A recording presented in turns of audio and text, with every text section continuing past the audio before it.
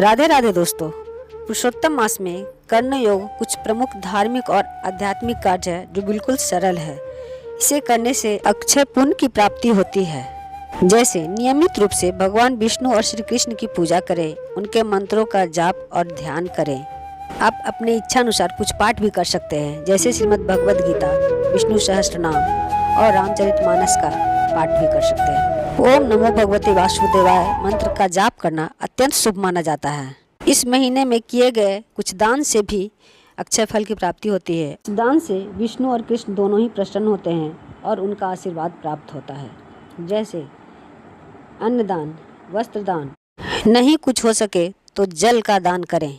वैसे तो इस माह में 33 की संख्या में किसी भी वस्तु का, जैसे फल हो, मिठाई हो, पकवान आदि का दान आप अपनी शक्ति के अनुसार करें। अब पुरुषोत्तम मास कथा अध्याय 21 श्रवण करेंगे। वाल्मीकि मुनि बोले, हे राजन, अब मैं तुम्हें पुरुषोत्तम मास की एक अत्यंत पवित्र और रहस्यमयी कथा सुनाता हूँ, जिसे सुनकर मनुष्य का जीवन धन्य हो जाता है। प्राचीन समय में एक जिज्ञासु राजा ने मुनियों से पूछा, हे ऋषियों, भगवान की पूजा का सही स्वरूप क्या है? किस प्रकार की पूजा से भगवान वास्तव में प्रसन्न होते हैं? तब मुनियों में श्रेष्ठ वाल्मीकि जी ने मुस्कुराते हुए कहा, हे राजन, केवल प्रतिमा स्थापित कर देना ही पर्याप्त नहीं होता। जब तक उसमें विधि पूर्वक प्राण प्रतिष्ठा न की जाए, तब तक वह प्रतिमा केवल धातु के समान ही रहती है। उन्होंने आगे कहा, जो साधक भगवान के बीज मंत्रों और वैदिक मंत्रों से श्रद्धा पूर्वक प्रतिमा में प्राणों का आह्वान करता है, वही उस प्रतिमा को सजीव बना देता है। तब उसमें स्वयं भगवान का निवास हो जाता है।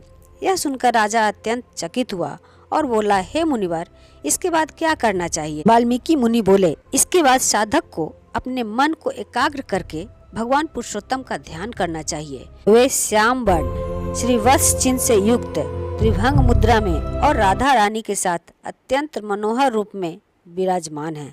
फिर उन्होंने समझाया, हे राजन, जब साधक संकल्प लेकर नियम और पवित्रता के साथ भगवान का षोडशोपचार पूजन करता है, तब वह भगवान के अत्यंत निकट पहुंच जाता है। वह उन्हें आसन देता है, चरण धोने के लिए पाद अर्पित करता है, अर्घ्य, आचमन, स्नान और पंचामृत से उनका अभिषेक करता है। फिर उन्हें वस्त्र, चंदन, पुष्प, धूप, दीप और नैवेद्य अर्पित करता है। मुनि ने आगे कहा, जब भक्त प्रेम पूर्वक भगवान के अंगों का पूजन उनके विभिन्न नामों से करता है, तब उसका हृदय पूर्णतः भक्ति में डूब जाता है। इसके बाद वह आरती करता है, प्रदक्षिणा करता है और भगवान की स्तुति करता है।